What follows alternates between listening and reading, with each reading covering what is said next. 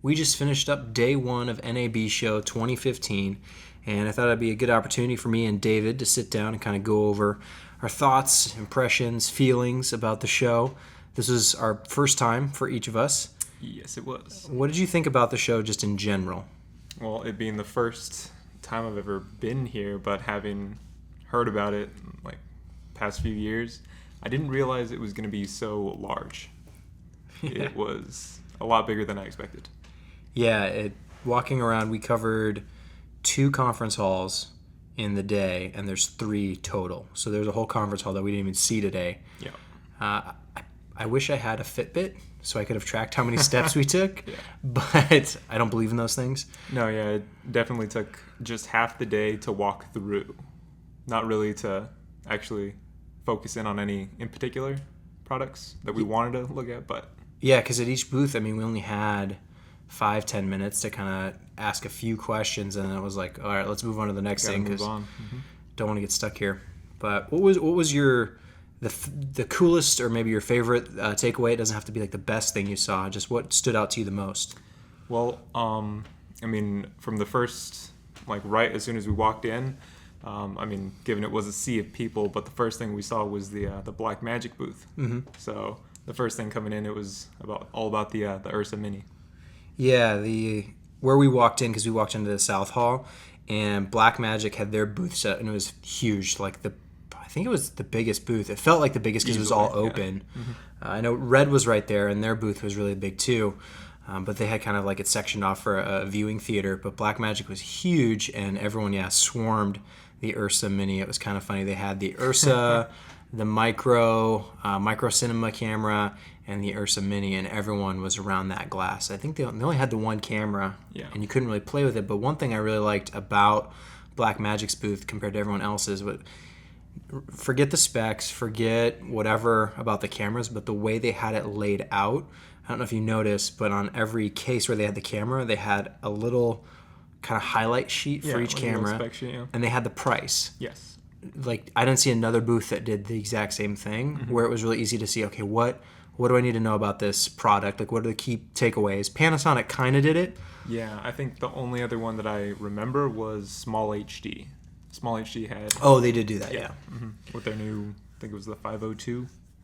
Right. It was, I guess, I don't know if it's the successor to the DP4, but it's double the price. Better resolution, has the same LP6 battery intake, which I know the DP4 you can get a few different variations for batteries. So, because you own a small HD monitor, right? Yeah, the DP4. Okay. Are you interested in the new 502? I was pretty interested. It's very light. The fact that you can have looks already preset in there does pretty much everything that the DP4 does. Double the price, but for what it is, it's definitely a step up. Yeah, it was over $1,000, right, for that. Yeah, which is cool. I mean, it had a great looking screen. Really cool. It was funny though. You went to touch it because you thought it was like a touch screen. I thought it was going to be a touch screen. I mean, after going to the Atomos and hanging around their booth, which was also extremely large, I was like, man, everything's touch screen nowadays, right? GH4, Atomos, not Small HD. So. Yeah. They had a little click wheel. That's cool. But let's go back to the Blackmagic design booth, because I think that is, every year Blackmagic makes big waves with their announcements, and then people get really excited for the cameras, and then the cameras finally come out, and there's drawbacks or workarounds or things that people aren't super happy with. Mm-hmm. Do you think, well, first of all, maybe we should talk about the specs of the URSA Mini, just in case people don't know. So it's kind of confusing, and I don't know if you caught this, but I was talking to the guy. Basically, the way he explained it was they have this new 4.5K sensor. Yeah. So greater than 4K, 4.6K, sorry. 4.6K sensor, 15 stops dynamic range, and you can do different frame rates depending on the processing power of the camera. They're still using, though, the 4K sensor. Both these sensors are Super 35. The 4K sensor, that is only 12 stops of dynamic range. Mm-hmm. And that one, I don't know. $1,000 cheaper? $2,000 cheaper. Yeah. So it's kind of weird. The Blackmagic cameras are kind of getting this like split in their product line because you've got the URSA Mini, you've got the micro cinema camera, Pocket. you kind of have the pocket cinema camera, the production camera, the studio camera, the micro studio camera, and then on top of that, like the URSA, there's the 4.6K URSA, the 4K URSA, 4.6K URSA Mini, 4K URSA Mini, and I mean, even the guy was talking about he had 28 SKUs just for cameras. Yeah. So he's trying to memorize it all, but Yep. essentially, from my understanding, what it breaks down to is the URSA is the big dog, and the 4.6K sensor, 15 stops dynamic range, 4.6K resolution, and that maxes out at 120 frames on the URSA. On the URSA Mini, it maxes out at 60 frames, if I'm remembering correctly. But it was 60. Hold on, because there's a caveat. 30. Okay, so on the URSA Mini, it maxed out at 30 frames a second global shutter. Yeah. 60 frames a second if you're doing rolling shutter. The 4K sensor on the URSA Mini maxes out at 60 frames global shutter. So it seemed like there was this trade-off between resolution, dynamic range, and frame rates. So the wisest thing you could probably do is look at a product sheet and a spec sheet, because it's really hard to follow when you're like talking to the guy at the booth. I'm like, wait, what? Hold on, which one does what? And he was getting confused. Yeah, he's getting confused as well. So. But it looks like a cool camera. It's kind of shaped like a FS7 or something. Yeah. It did surprise me how many URSAs we saw filming just general content. I feel like they like paid people to be there with URSAs. I don't think that, but okay. So I did see a few people roaming around. I know the Rode people, the Rode mic. Yep. They were going around filming with the URSA specifically, as well as their camera. Yeah, and as well as like multiple other kind of show floor interview type people. Yeah. Which I mean, they weren't specifically for a particular notable brand as Rode, but it was the only environment where I've seen that many URSAs, but it's not surprising considering we saw so many people just with cameras of some kind. A lot of FS100s, FS700s, a lot of C100s, C300s. And even some cinema cameras as well, the Blackmagic Cinema. Yep, saw a few of those. No one was filming with anything red, no Scarlets or Epics, but that kind of makes sense. No, like AJA has that Scion camera that I didn't see anyone with. Yeah. We saw those at their booth, but again, they didn't have any like product spec sheet right there where you could see if they were doing anything new. They just had the cameras pointed at kind of a scene that was set up, which, it's fun if you want to just like play with the camera, but you kind of also want to know a detailed, especially the price. For most of the stuff, you're like, what? How much does this cost? Oh crap! But so after Blackmagic, we walked over to Red because it was right there, and they revealed their kind of weapon body upgrade. So they're still using the Dragon sensor, but they've got this new body called Weapon. And again, there's like this weird like multi-SKU confusion. So the Weapon Magnesium does 6K, 100 some frames a second, and then it kind of tiers down from there, and it does like 2K ProRes files as well. And then they have the Weapon Carbon Fiber that maxes out at 8K.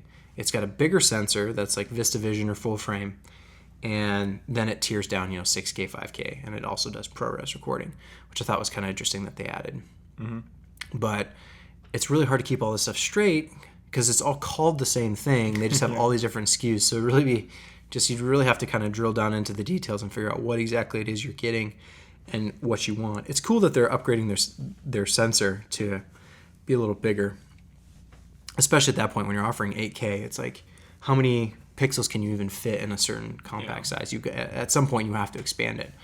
But their booth was just kind of dark and morbid. It was a lot more grunge. Yeah. That's what it was. I did not know that they had that kind of feel to their brand, but it was definitely like metal grunge type of feeling going in there. Everything was black, red. I mean, given those other colors, but all the employees were a little hardcore. Well, and they were filming stuff like dead bodies. Yeah. And like, not real dead bodies, but like posed mannequins, skulls and bones. Yeah, it seemed like a really dirty basement kind of slop sink with blood, and it was dark. Yeah. It was very dark. Other cool booth we checked out was Panasonic's booth, and again they did the thing where they gave you the features, at least for the cameras, and they kind of broke it down, but they didn't give you any price points for these things, so have to look that up later. But they announced the DVX 200, which is kind of a blast from the past upgrade, and they also are coming out with the GH4 firmware 2.2, and it was kind of confusing as well. They were talking about a new picture profile called Vlog-L, and that's coming later. But the current firmware that they're soon to release in like a week or so offers an anamorphic mode to the GH4, which we saw in person, which was actually pretty impressive. If you shoot with anamorphic lenses, especially like 2x anamorphics, it's going to be a big deal. The one thing I wasn't super impressed with was that you couldn't monitor anamorphic, like unsqueezed directly in the camera. Yeah. You needed an external monitor that supported the de-squeezing, which... They had the Atomos as well, didn't they? Yeah, they had the Atomos and then the Odyssey 7Q both set up, and they were actually sending a feed to an anamorphic display, like a 2.35 to 1 ratio TV, which necessarily, those aren't super common, so... Yeah.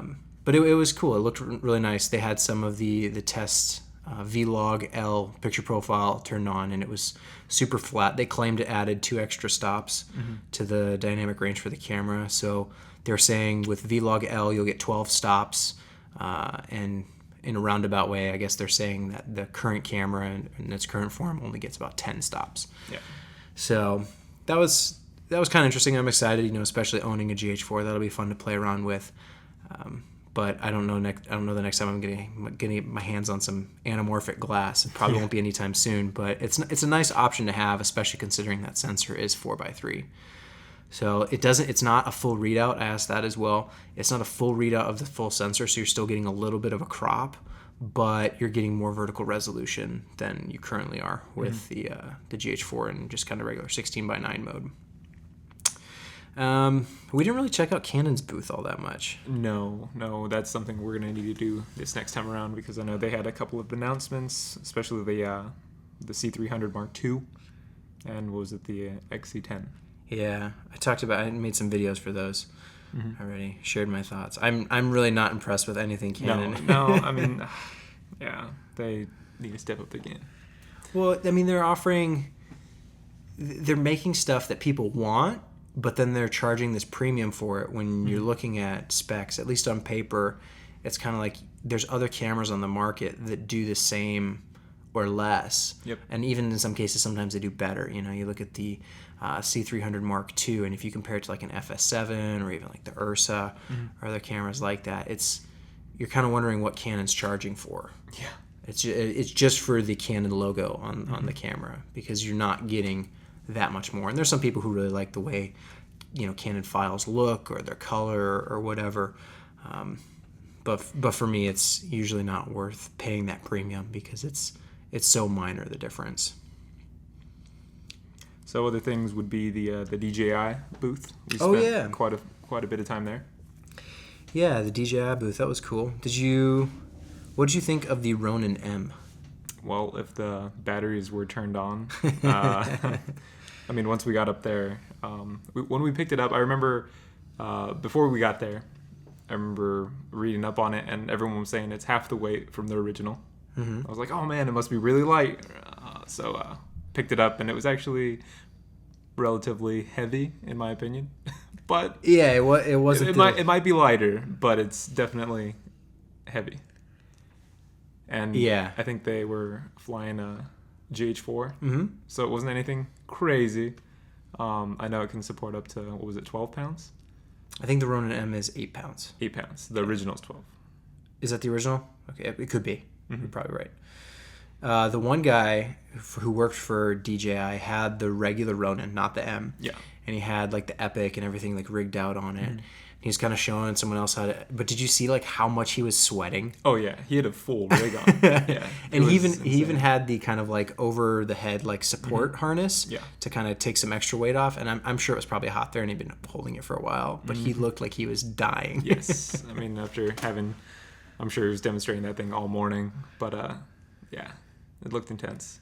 But then once we had our hands on, it was unfortunate that the batteries were dead, but it might be cool. Yeah.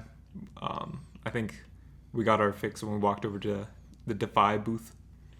Yeah, and Defy is cool because they're based in Phoenix, which is kind of where we're from. But I have to look at the actual specs on paper and see what's more. I think the DJI stuff is a little cheaper, a little bit more affordable.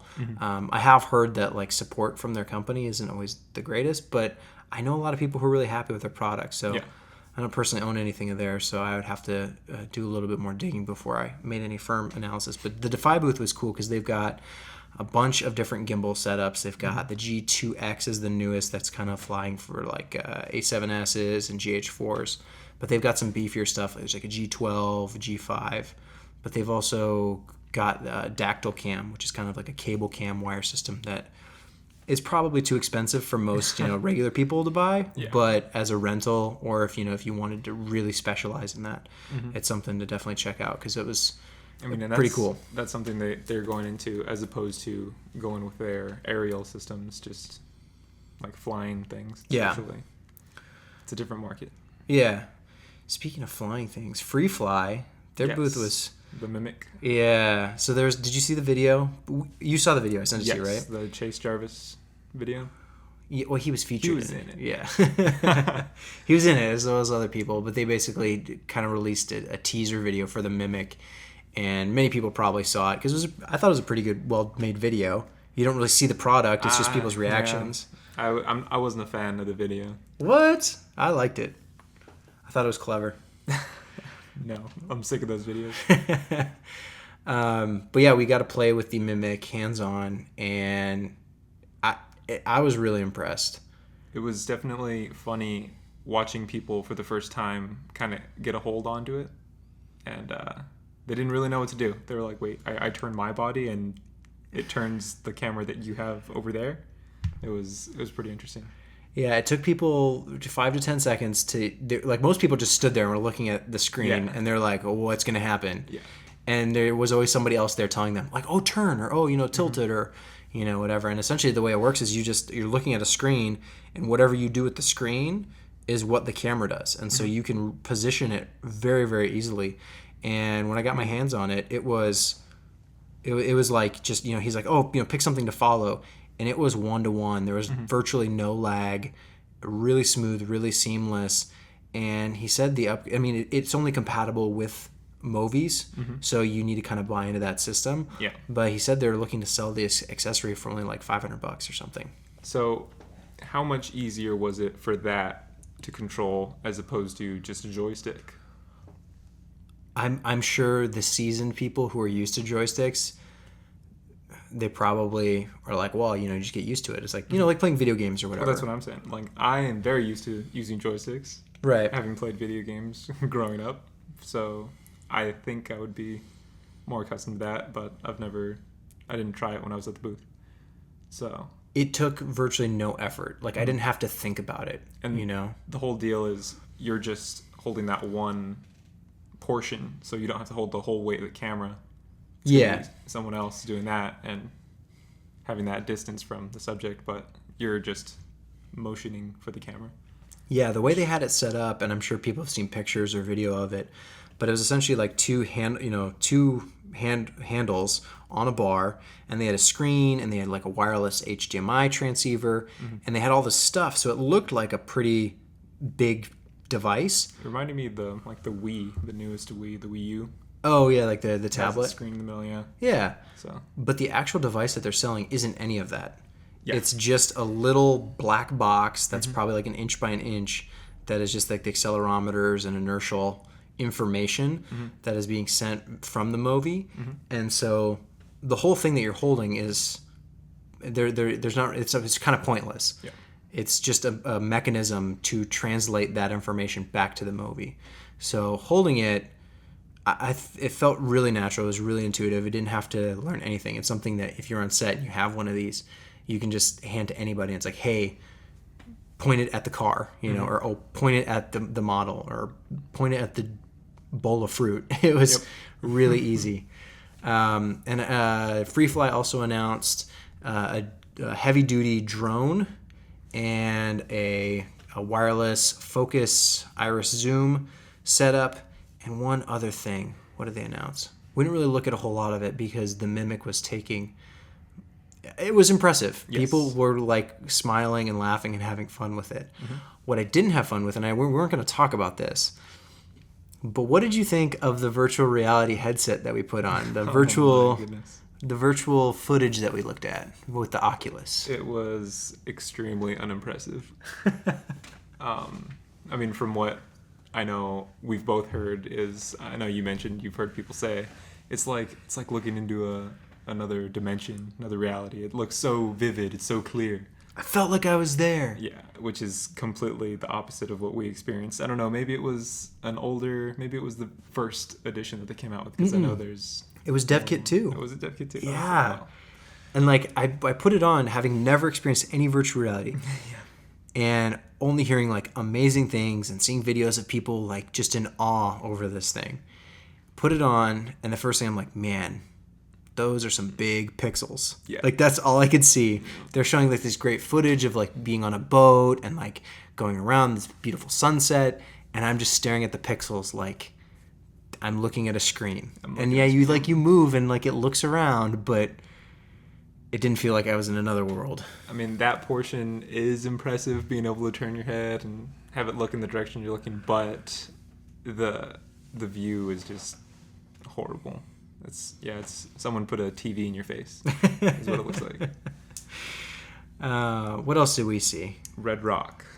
Oh yeah, that was really cool. So their focus system. Yeah, Halo is what they call it. And it's essentially, the guy was explaining it like the technology that's in a vehicle, like your car when you're backing up, and it senses that there's an object there and it knows kind of how close or how far away it is, and it beeps at you. Mm-hmm. He said, and this could probably just be marketing speak, but he said it's that same technology, and they're essentially using it for basically the system knowing where your actors are in a scene. Mm-hmm. And so he demonstrated it by having couple actors step out into the scene, and the Halo picked them up immediately, and they show up as kind of two dots on this little graphic display. Mm-hmm.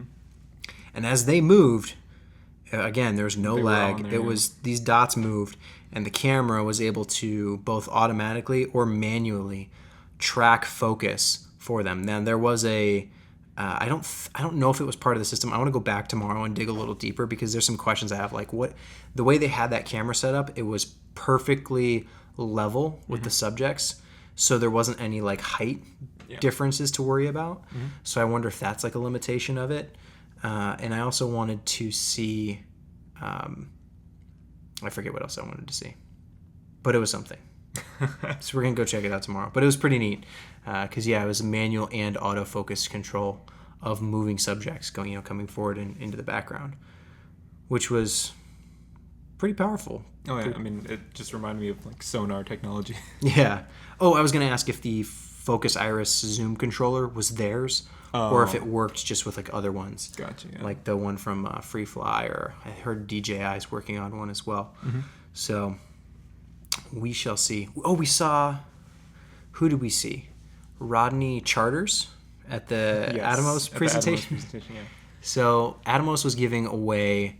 Well, they weren't giving away. You got to spin kind of this Wheel of Fortune thing, and whatever you landed on, there was like a water bottle, a shirt, or we think a chance to win a Shogun. Yeah. And so we both walked away with shirts, but to get the casino chip that you needed to play this spin the wheel game, we had to go sit in a presentation, which ended up not being so bad. After their technical difficulties. Yeah. But it was really weird because, so Rodney Charters is a, well-known director of photography, cinematographer, worked on tons of different stuff, TV, movies, documentaries. And he just like starts talking. No microphone, nothing. And, yeah, I know. And I was kind of wondering, like... I mean, he's an older guy. He just seems like that kind of guy. He just... But they had to be doing how's everyone going? presentations earlier in the day. Was he doing all of them, or was that just... I don't know. It seemed like that was his first presentation. So did everyone get a different speaker? Probably. I don't know. I mean, I'm assuming they would have had all the kinks worked out. Yeah, right? But yeah, he went in there and he was having all of the technical difficulties you could have when playing back your video, or your mic not working, or everything was wrong. Yeah. So, but by the end of it, I was pretty into it. He had some there was interesting... there was no audio for any of his clips. For any of his clips, but he was able to talk and give us insight on what exactly he was showing. So it was impressive what he showed as far as the actual material he shot with the team. Mm-hmm. But what about the material he shot by himself? Oh yeah. He opened it up with stuff where he basically said, like, I spent like 10 minutes this morning filming some footage with the Shogun, so here it is. And it was extremely shaky. He was like, I apologize, I didn't bring my tripod or anything. Yeah. I thought it was interesting, though, to get his insights as someone who's worked in the industry for so long. I mean, he was talking about, filming with the Alexa and the Red 1 when that came out. He started from 16 millimeter film. Mm-hmm. Worked his way. And then, he's shot stuff where he's shooting plates with 10 GH4s strapped to a car and all this stuff. And then I asked him, I said, what was your favorite shot? And you'd think, he'd something like epic. Yeah. And he got a little teary-eyed, which I felt really bad for asking him a question that made him tear up. But he talked about, it was a movie I totally forgot about, Fly Away Home. Yeah. And he had filmed some ducks or geese flying next to their plane on a DV cam, and he was just like, that was the best thing I ever shot. And I was like, well, that's kind of cool. So that is cool. I mean, don't worry about the camera or even it sounded like he didn't even have, it was just him. Yeah, it was an experience for him for sure. Yeah. It was, what was the best experience you had ever filming something? And I'm pretty sure that was it. But what did you think about when he said pretty much up-resing footage? Oh, that you couldn't really tell because the 4K is, what word did he use? Yeah, that was really weird because he was basically pretty much upscaling. But he was promoting the Shogun, which records 4K, and then during his presentation, he's like, "Oh, whatever, I've shot with Alexa and upscaled it to 4K and Red and 4K, and it's all the same." Yeah. And I was like, "So, okay, a little bit of honesty here. All right, great." I mean, he was talking about just all the post houses that enjoy having the ProRes files in 4K. Yeah. Because they don't like working with any of the older Canon footage that people usually are used to shoot on, and a lot of the stuff he did shoot on were the old Canon files that were 1080, and they're expecting them to be 4K. So he's like, "Oh yeah, use the Atomos and just upscale them to 4K." Oh, great. Was there anything else cool that we saw? I mean, there was so much. There were a ton of drones. I didn't realize the drone market was so saturated. I mean, because all we hear about nowadays are just the DJI Phantoms, but there are a lot of, there was a whole quadrant of booths just dedicated to drones, people selling drones, people learning about drones, drone accessories. Yeah, there was a whole presentation DJI was putting on about just regulations on drones and all the rules, and I thought that was pretty interesting because nobody really follows the rules when flying the drones, as we know from all the news stories about people flying them over the White House and over restricted airspaces. So yeah, and you'd mentioned this when we were at the show, but it was interesting how many non-drone manufacturers had drones in their booths. Yes. Just rigged for no apparent reason other than to say, look, here's our camera on a drone, or hey, here's a drone, come check out our booth, we sell TVs. It was almost the equivalent of having a booth babe, because you're like, ooh, a drone. Oh, they don't do drones. They don't do drones. It's just there to catch my eye. There were so many of them, though. It was comical how many drones there were just mounted on random booths. Yeah, it was that, and also we saw a ton of the green screen technology that was going around. Oh yeah, but that's more for broadcast television. Yeah, the live studio tracking. So they're on a green screen and they're compositing real time a 3D set behind them, and it's really impressive technology, but it still always looks fake. Yeah, just cheesy and just kind of bad. Yeah. I don't really know who that's meant for because I don't know. It's impressive, but your CNNs, your Foxes, your MSNBCs, they're all going to have like a set. They build up their sets, yeah. A real set, and then I imagine your lower budget, news productions can't even afford that technology, so they're probably just going to build a cheap set. Yep. So I'm not really sure who that is geared towards, but it was interesting. Did you see the one that they weren't tracking the background? They had a set, but they were tracking like a football field. Yes, yeah. In front in 3D, that was really cool. Yeah, I know ESPN does that a lot, so it was interesting to see it actually like right in front of us. Because I know, who was it? Sports Nation used to do it a lot, where they used to have graphs and charts pop up in front of the two anchors so that you could see stuff in 3D space. It was interesting, but to actually see it in person was really cool. Yeah. I mean, you would know better than me. I don't watch sports, so. Oh, yeah. ESPN, they essentially shoot inside of a spaceship. Yeah. So if you ever watch ESPN or any of those, the programs just every year it seems like they get more and more futuristic with their set design. So yeah. Anything else? No, I think that's it. I think we should wrap this up. We've been talking for long enough. I'm sure there's stuff that was missed that we didn't talk about that other people have covered already. Maybe it's something we'll see tomorrow, but for day one anyway, I feel like we made some pretty good groundwork. Oh yeah. Walking the convention halls. It was, again, if you've never been to NAB, I don't want to say that we're exhausted. Like, we're still going. It's fine. I don't want to like complain. Oh no. It's just you feel it by the end of the day. Like, 4 or 5 o'clock, we were tired. Yeah.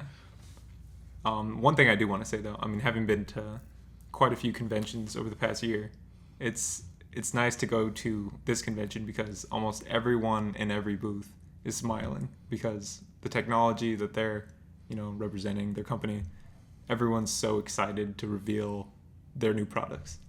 So that's always refreshing to see someone smiling like, "Oh, you got to see this. You got to try this out." And I think that's really cool. There's definitely an energy, especially like you could kind of feel it at the different booths. Like Blackmagic, especially, there was like this energy or this desire, like people to like, "Oh, what is this camera? Like, tell me about it. What does it do?" Compared to like the Red booth, which was much more mellow and somber and just very like, "This is the cool kids club. Yeah, don't come in here asking questions." It's kind of like, yeah, whatever. We're Red.